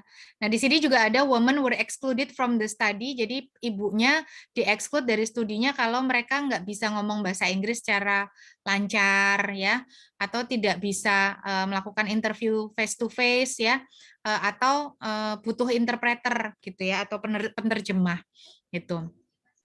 Nah, kemudian tadi yang terkait dengan data collection. Nah, ini observasinya ya. Jadi observasi ya, all data were collected by the researcher bla bla bla. Oh, sorry. Ini ada jelas ya, ada penjelasan. Initially ada 34.000 yang maju, kemudian akhirnya kenapa? Oh, ada yang withdraw, ada yang mengundurkan diri, bla bla bla. Di sini jelas. Tapi itu tadi pemahaman saya. Jadi menurut saya mungkin ada isu etik pada saat melakukan rekrutmen gitu, di mana memang peneliti melakukan pendekatan secara langsung, approach secara langsung. Nah, ini data collection-nya. Data collection-nya bagaimana? Oh, bahwa dilakukan observasi, kemudian 2 kali, 1 kali pada saat hamil, 1 kali pada saat postnatal, kemudian dilakukan face-to-face interview. Kemudian selama data collection, ya, selama pengambilan data, ini penelitinya itu dia melakukan training untuk diri sendiri juga gitu ya, dan juga ada supervisi yang rutin untuk menjamin bahwa kualitas pengambilan data dan reliabilitas atau konsistensi dalam merecord observasi itu tetap terjaga begitu. Ingat bahwa pada dalam penelitian kualitatif yang namanya peneliti itu adalah instrumen. Jadi instrumen pada penelitian kualitatif itu juga salah satunya adalah peneliti itu sendiri.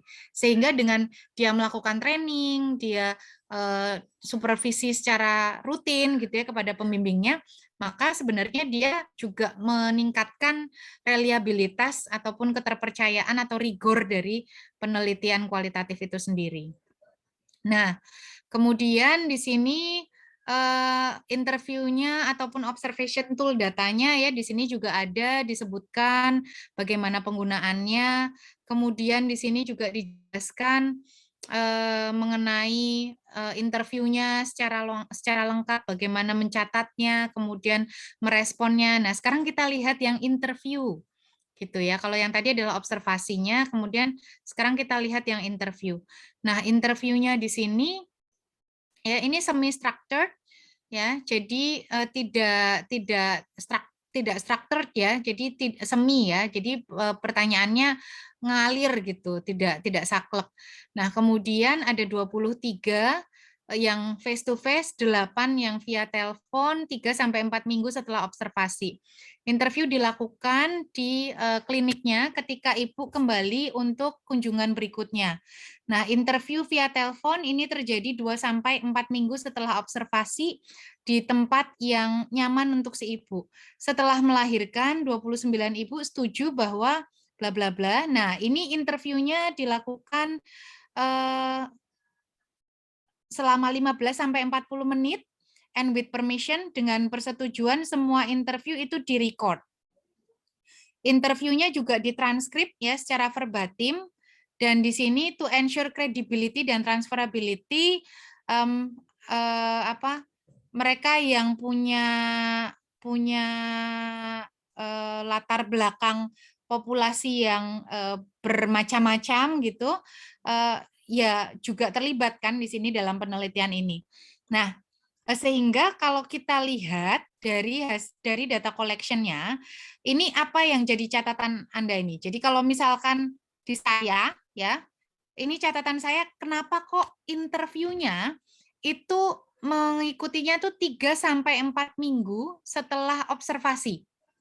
Padahal pertanyaan yang diajukan pada saat interview itu mengacu pada pertanyaan pengalamannya mereka pada saat observasi sebelumnya, gitu.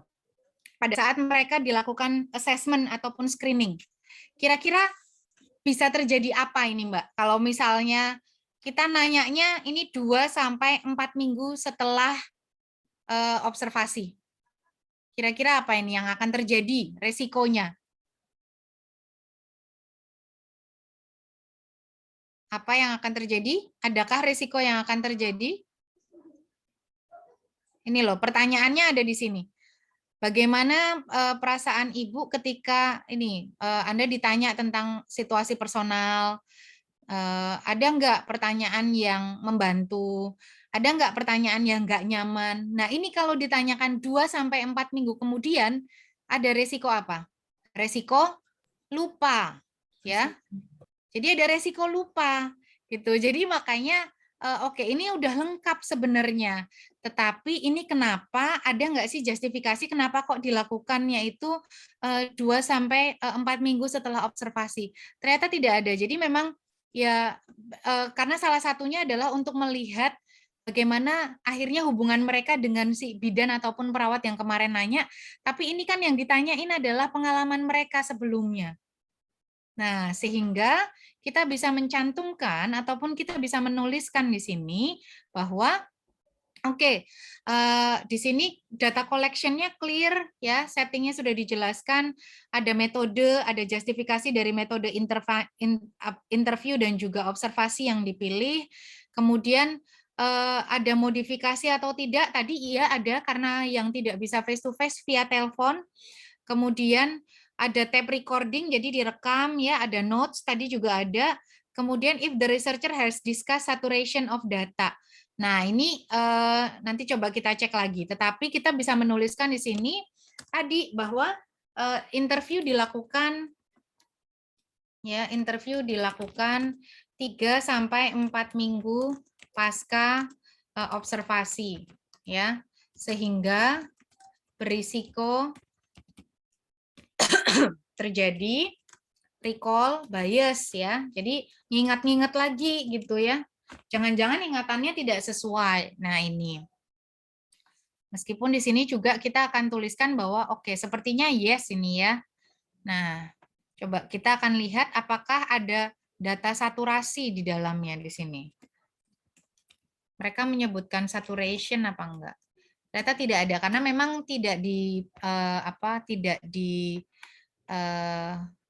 tidak digunakan begitu ya untuk data saturasinya. Nah, oke. Kemudian yang berikutnya, sinyalin.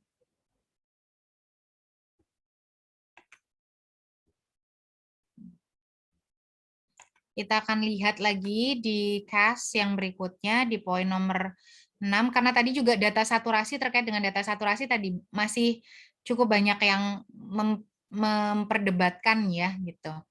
Nah, has the relationship between researcher and participants been adequately considered?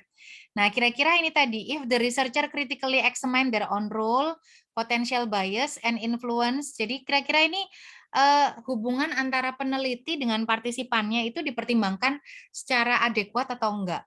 Mereka menyebutkan role atau perannya mereka atau tidak. Sehingga misalnya penelitiannya itu dilakukan di tempatnya dia bekerja. Nah, ini juga harus hati-hati karena ini pasti akan menimbulkan konflik of interest gitu ya.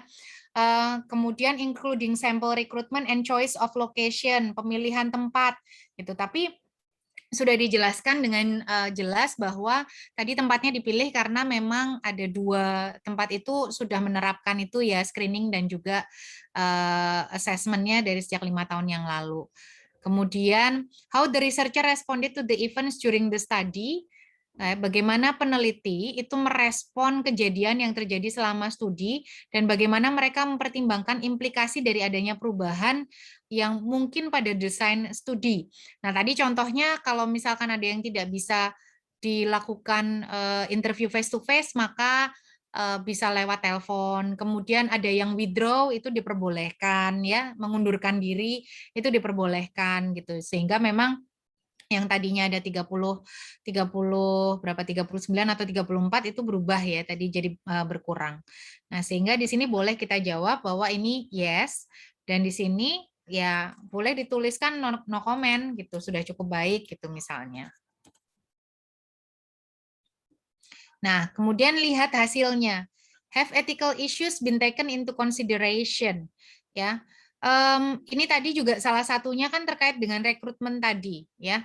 Kira-kira pada bagian hasil apakah ada komponen ataupun ada hal yang mereka pertimbangkan terkait dengan ethical issue-nya atau isu-isu etiknya gitu ya. Ini data collection ini tadi sudah, interview sudah. Nah, ini adalah hasilnya gitu. Tapi kalau kita pengen lihat untuk apa namanya? Hasilnya di sini gitu ya. Nah, maka kita baca 5 tema yang muncul dari analisa. Maka the first 3 temanya, 3 tema pertamanya ini unexpected, kaget, kayak mendadak gitu ya. Intrusive, very personal question. Jadi pertanyaan yang sangat personal, mengganggu gitu. Dan juga nggak nyaman, uncomfortable. Dan itu yang disampaikan oleh mereka karena mereka semua si ibu ini kaget dapat pertanyaan-pertanyaan yang sensitif gitu.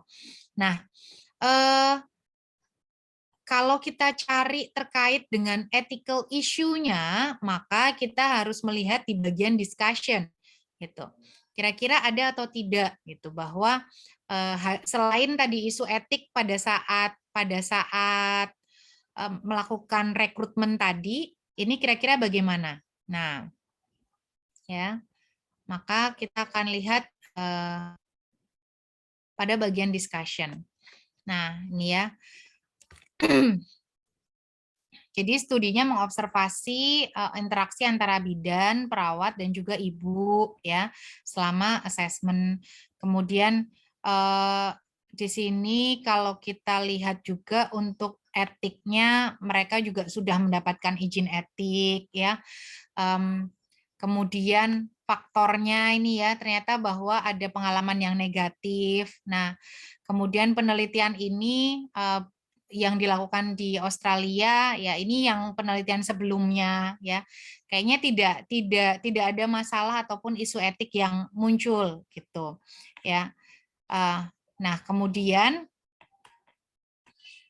jangan lupa nantinya kita juga harus membaca khususnya pada bagian akhir di mana biasanya limitation itu juga akan muncul karena limitation ini nantinya adalah satu hal yang perlu kita lakukan perbaikan, upaya-upaya perbaikan kalau nanti kita mau melakukan penelitian berikutnya.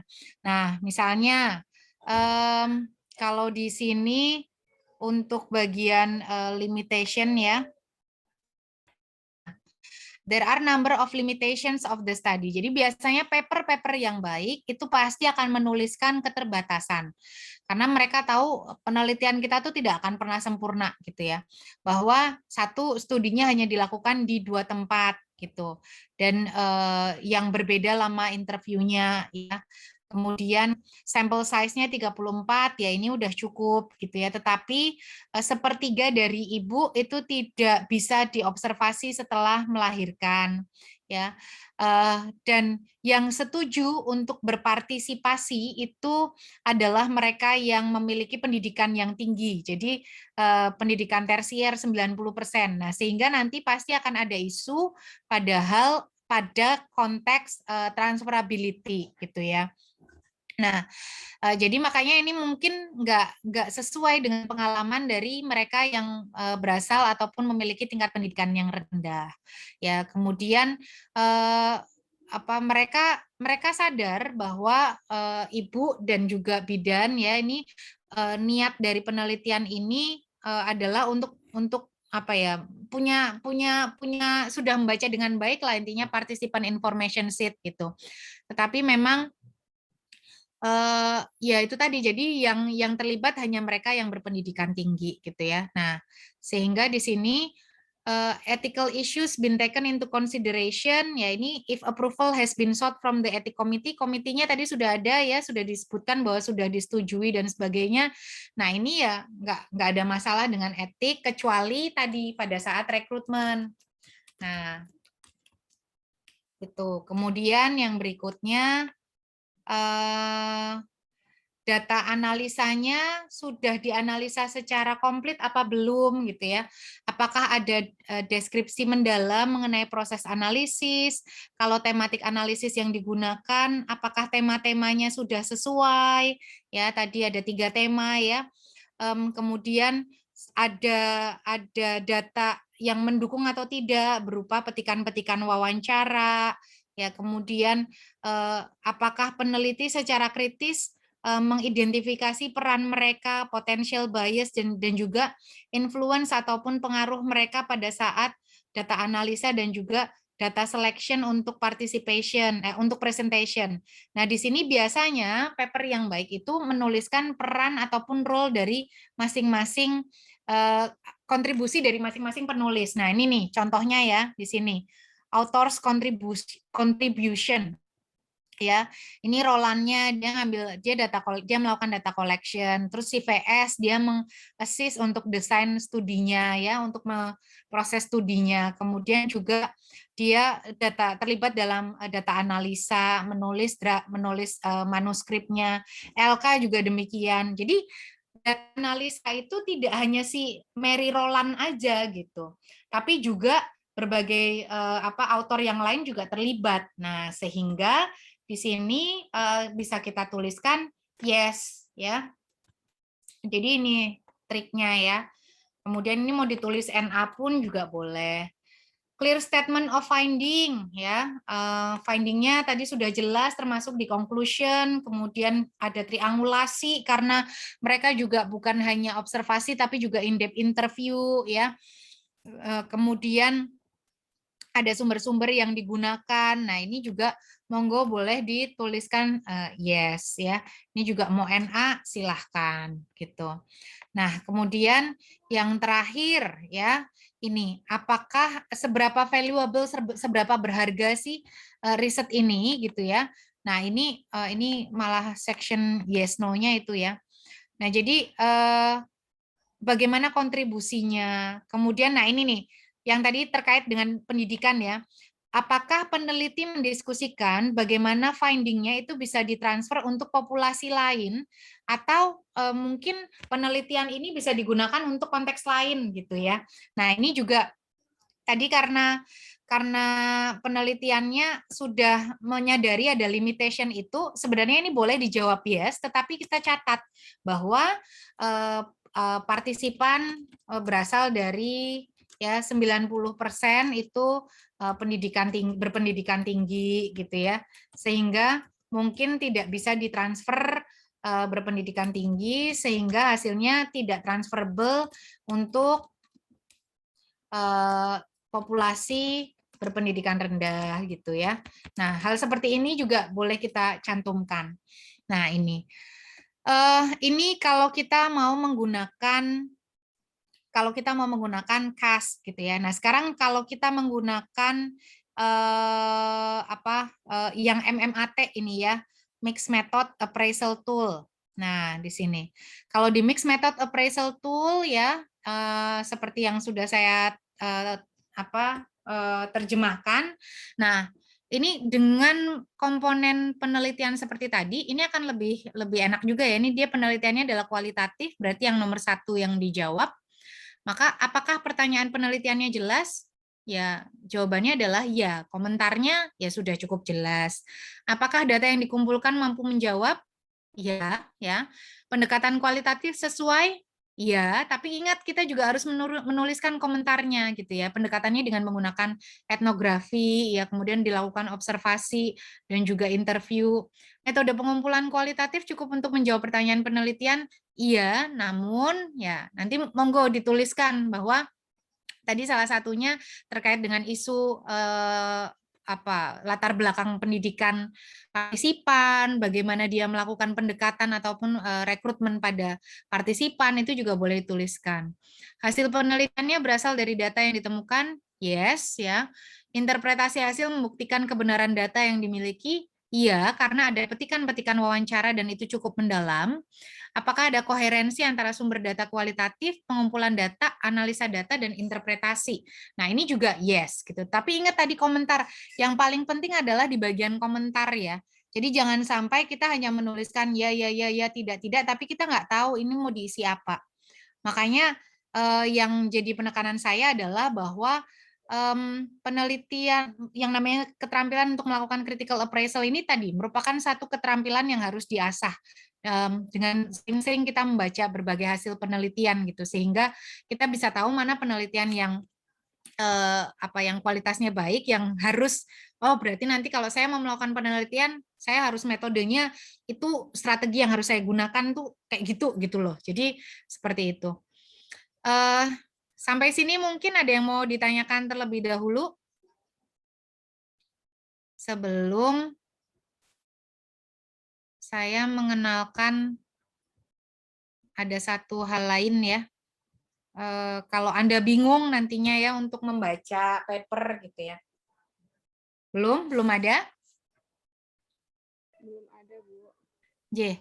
Nah, yang berikutnya adalah yang akan saya kenalkan ini kalau misalnya teman-teman merasa kesulitan gitu pada saat membaca artikel, maka ini masih kelihatan layar saya ya. Masih, Bu. Iya, Bu, masih. Ini layarnya sekarang buka namanya Paper Digest, ya? Iya. Ya. Nah, Paper Digest ini merupakan satu website basisnya artificial intelligence yang dia mampu men-summary. Ini bahkan ini Mbak Somi juga belum tahu ini kayaknya. Meringkas bukan meringkas, dia mampu ini meringkas hasil penelitian yang kita baca intinya. Nah, jadi ini cuman Anda memasukkan DOI-nya, tetapi memang syaratnya adalah papernya harus yang open access. Ya, jadi kalau papernya nggak open access nggak bisa. Kalau papernya yang hanya bisa diakses lewat Sci-Hub itu tidak bisa. Anda nggak perlu login ya, tetapi dengan Paper Digest ini benar-benar bisa membantu. Ini contohnya ya, kita buka paper tadi, papernya si Roland tadi. Kemudian ini adalah link DOI-nya ya. Kemudian kita masukkan link DOI-nya itu di sini. Try it out free ini loh. Nah, tinggal dimasukkan ya, kemudian digest. Nah, nanti ini nggak ada 1 menit ya, bahkan nggak ada 10 detik. Udah bisa ngerangkum what this paper is about. Ini papernya ini tentang apa? Gitu ya.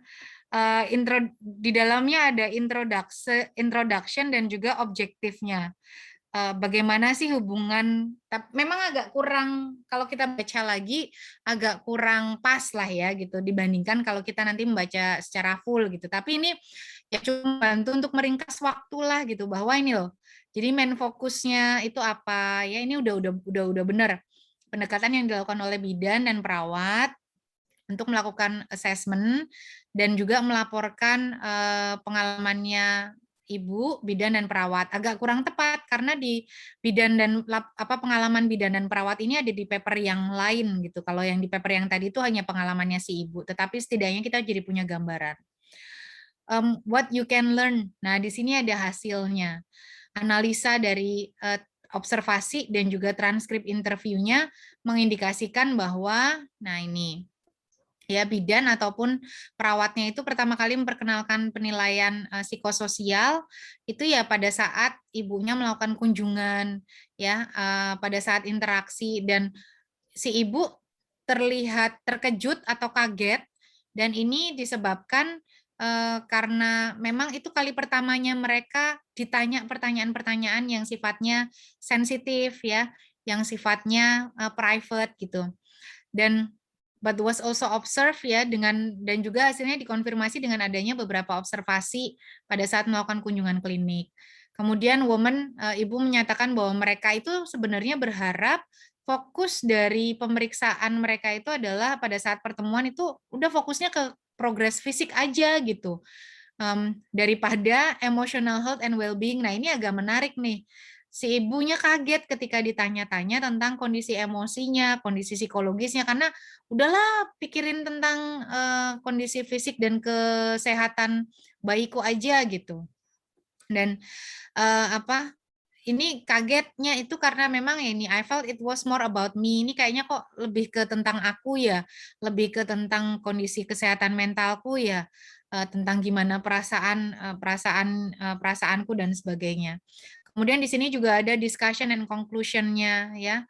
bahwa ada key faktornya apa, kenapa kok mereka bisa mengalami pengalaman yang positif atau yang negatif, karena memang tergantung dari keterampilan bidan atau keterampilan perawat dan juga kapasitasnya si bidan dan perawat untuk merespon secara sensitif atas jawaban-jawaban yang diberikan oleh si ibunya. Nah, ini komplit sekali di sini. Cuman memang kalau kita baca secara detail lagi ya tadi kita nggak akan bisa menemukan tadi beberapa kekurangan kalau dibandingkan kita melakukan critical appraisal secara menyeluruh begitu. Karena di sini tidak dijelaskan instrumennya ya, interviewnya berapa kali, observasinya berapa kali, kemudian tadi 3 sampai 4 minggu setelah observasi di telepon ataupun dilakukan interview juga tidak dijelaskan. Tetapi setidaknya ini bisa membantu kita memahami khususnya pada bagian result, pada bagian hasil, dan juga discussion and conclusion-nya, simpulannya. Jadi agak cukup ngirit waktu gitu. Nah, ini yang bikin enak kalau kita pakai paper digest. Dan ini monggo silahkan dicoba paperstripdigest.com. Tetapi tetap kalau misalnya kita mau melihat kualitas satu artikel, maka memang kita harus melihat membaca artikel itu secara keseluruhan, tidak hanya tadi dari paper digest. Ini enak banget ini kalau kita mau bikin literatur review dari paper digest, gitu. Tapi memang ya ada resiko di mana nanti kita nggak bisa melihat keseluruhan kualitasnya. Itu mungkin ya. Kalau pakai paper digest memang cepat sekali ya, Bu. Iya betul, cepet banget, nggak ada 1 menit udah. Iya. Nah ini monggo besok mungkin kalau nanti Anda mau melakukan literatur review gitu ya, atau mau bikin artikel apa gitu ataupun tulisan apa, tugas apa yang butuh sumber. Nah ya kalau butuh cepat gitu ya ini di sini gitu, karena memang sebenarnya sudah ada penelitian juga hasil dari artikel yang dirangkum melalui paper digest dan memang hasilnya sebenarnya cukup bagus gitu. Cuman ya itu tadi tidak bisa melihat kualitas keseluruhan, tapi setidaknya bisa tadi membantu kita memahami secara lebih cepat, lebih ringkas gitu, bahwa karena tadi di result and discussion-nya ya itu udah keseluruhan lah gitu. Maksudnya oke, komponen-komponen pentingnya udah masuk di dalamnya. Itu mungkin ada yang mau ditanyakan sebelum kita akhiri? Sampun? Sejauh ini belum ada, Bu. Izin sharing, Bu. Iya, Anje. Monggo nanti silahkan itu digunakan ya, tapi jangan lupa juga tadi keterampilan membacanya pun juga tetap harus kita latih gitu ya. Itu saja mungkin yang bisa saya sampaikan. Bisa. Oh iya, monggo Bu Intan. Oke. Saat membaca critical appraisal itu kadang membuat kita, terusnya saya sendiri jadi refleksi saat membuat naskah publikasi ya Bu. Jadi bisa jadi patokan saat kita membuat naskah publikasi, bisa kalau kita membuat naskah publikasi itu komponen yang baik itu kayak kita mau ujian tuh harus lihat checklistnya dulu begitu ya Bu Jasa ya. Iya betul. Terlebih sekarang ini Bu, jadi kalau misalkan kita mau menuliskan naskah itu sebenarnya ada banyak sekali patokan ataupun acuan yang bisa kita gunakan, karena ada beberapa jurnal yang maunya menerima naskah publikasi itu misalnya sudah menggunakan tahapan-tahapan seperti yang tertera pada Consorts. Ada yang Consorts, kemudian ada yang pakai Prisma gitu ya, macam-macam seperti Prisma kemarin kan juga yang Prisma ya. Urutannya. Itu jadi ini juga jadi refleksi kita juga besok mungkin pada saat penyusunan skripsi ya, supaya publikasinya lebih gampang nantinya ya, mungkin urutan-urutan pada saat menulis skripsi juga mungkin ini Bu Lulu kalau lebih di profesi nggak ada skripsinya Bu ini. Yang profesi ya, jadi ada skripsi ya Bu? Nggak ada Bu, nggak ada. Oh nggak ada toh. Oh ya. Nggak apa-apa Bu. Ya, jadi salah satunya itu, jadi supaya mungkin mempermudah kita pada saat melakukan publikasi, jadi memang sebaiknya urutannya memang gitu. Jadi bisa dalam buat naskah publikasi itu kita komponen yes itu kalau bisa ada gitu ya Bu semua. Ya, gitu, betul. Begitu aja Bu Jasa, terima kasih. Coba untuk di case-nya ini. Ya. Sampun ibu-ibu semua, mbak-mbak semua, itu saja pertemuan kita pada sore hari ini. Saya akhiri, kurang dan lebihnya saya mohon maaf. Billahi fisabilil haq, fastabil khairat. Assalamualaikum warahmatullahi wabarakatuh.